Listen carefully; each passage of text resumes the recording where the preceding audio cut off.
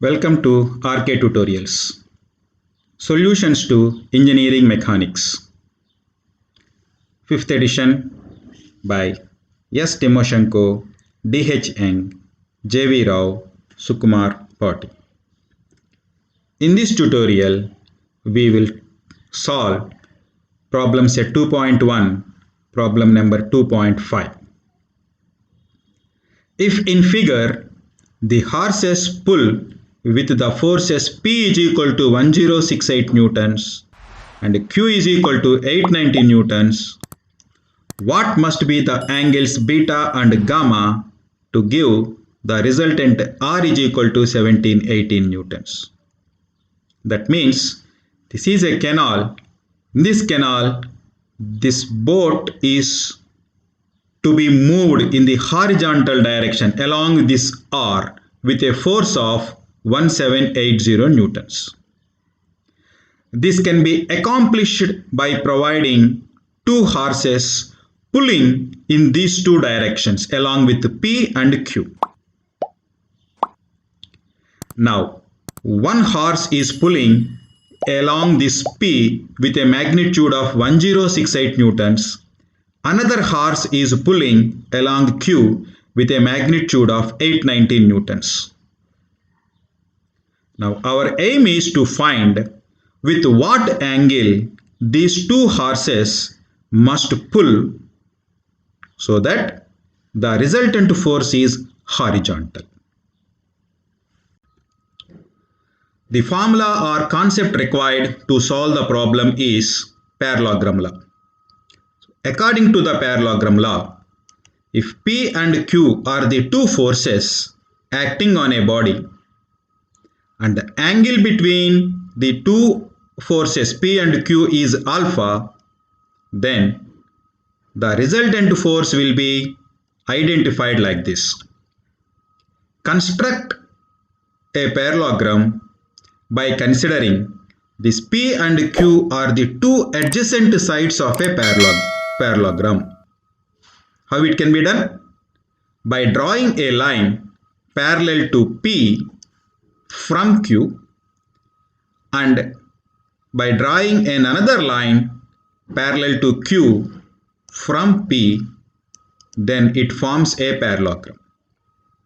In this parallelogram, the major diagonal R will becomes the resultant force. And that resultant force is given by the equation R is equal to square root under P square plus Q square plus 2PQ cos alpha. Let the angle between one of the force P and the resultant force R is beta. And this beta is given by the equation sin beta is equal to Q by R into sin alpha. Similarly, let the angle between the resultant force and the force Q is gamma. And this gamma is given by sin gamma is equal to P by R into sin alpha. Let us go to the solution. The given data is P is equal to 1068 newtons, Q is equal to 819 newtons and R is equal to 1780 newtons. As we discussed, our aim is to find the value of beta and gamma. We know that the resultant force formula R is equal to square root under P square plus Q square plus 2PQ cos alpha. In this equation, R value, P value and Q value is given. The alpha value is unknown. So there is only one unknown that you can identify from this equation. Let us substitute the values into this equation. 1780 is equal to square root under 1068 square plus 890 square plus 2 into 1068 into 890 into cos alpha. Squaring on both sides, and solving this equation, then I can calculate that cos alpha is equal to 0.65. Hence I can calculate the alpha value, that is cos inverse of 0.65, which gives 49.46 degrees. Once you know the value of alpha, I can calculate beta and gamma. How?